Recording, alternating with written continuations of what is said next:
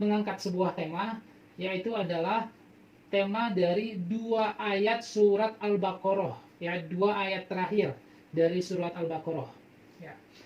Nah, ayo kita baca sama-sama 2 ayat terakhir tersebut, ya. Bismillahirrahmanirrahim. Amanar rasulu bima unzila ilaihi min rabbih wal mu'minun kullun amana billahi wa malaikatihi wa kutubihi wa rusulihi la nufarriqu baina ahadin min rusulihi wa qalu sami'na wa ata'na ghufranaka rabbana wa ilaikal masir. La yukallifullahu nafsan illa wus'aha laha ma kasabat wa 'alaiha ma kasabat. Rabbana la tu'akhizna in nasina aw akhtana. Rabbana wa la tahmil 'alaina isran kama hamaltahu 'alal ladzina min qablina. Rabbana wa la tuhammilna ma la taqata lana bih wa'fu 'anna waghfir lana warhamna anta maulana fansurna 'alal qaumil kafirin. Allahu akbar. Ya, jadi ada satu hadis, ya, ada satu hadis riwayat dari Imam Bukhari dan Imam Muslim, ya. Nabi Muhammad SAW bersabda, siapa yang membaca 2 ayat terakhir surat Al-Baqarah yang tadi kita baca, ya, maka 2 ayat ini, ya, telah mencukupinya. Nah, kemudian ada beberapa tafsir, dan juga ini salah satunya dari Syekh Al-Munawi dalam kitab Faidul Qadir menjelaskan bahwa 2 ayat terakhir surat Al-Baqarah ini yang dimaksud dengan mencukupi, ya, itu ada 4 faedah. Faedah yang pertama adalah, jadi bacaan ini mewakili 2 ayat akhir Al-Baqarah ini mewakili bacaan Al-Quran lainnya.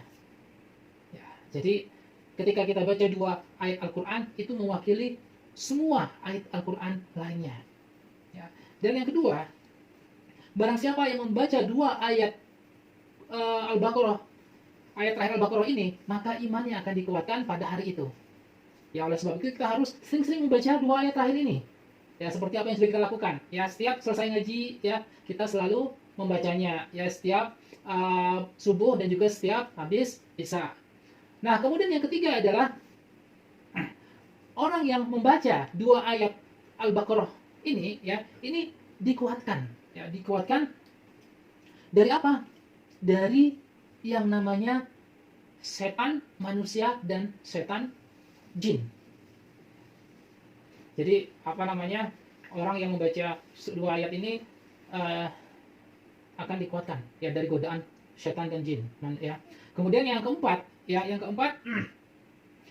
nah, orang yang membaca surat ini, ya, 2 ayat ini diberikan kecukupan, ya, kecukupan segala bentuk kebaikan di dunia dan di akhirat, dunia dan akhirat, ya. Nah, oleh sebab itu kenapa 2 ayat terakhir ini dari surat Al-Baqarah itu kalau bisa, ya, wajib gak cuma dihafal, dia mengerti artinya apa, tafsirnya, dan juga yang gak kalah penting adalah harus sering-sering dibaca. Nah, bahkan ada beberapa fatwa ulama yang mengatakan jikalau, ya, rumah kita itu rasanya, ya, ada sihir atau dihuni oleh setan, ya, gimana cara ngusirnya? Ya, cara ngusirnya adalah yang pertama, ya, baca 2 ayat surat Al-Baqarah ini, ya, ayat terakhir ini, baca sebanyak 3 kali. Kemudian tiupkan di rumah, ya. Dan yang kedua, ya, cara kedua adalah membaca 5 ayat awal surat Al-Baqarah ditambah 1 ayat kursi ditambah 2 ayat, ya, 2 ayat setelah ayat kursi dan 2 ayat terakhir surat Al-Baqarah. Totalnya 10, ya, totalnya 10.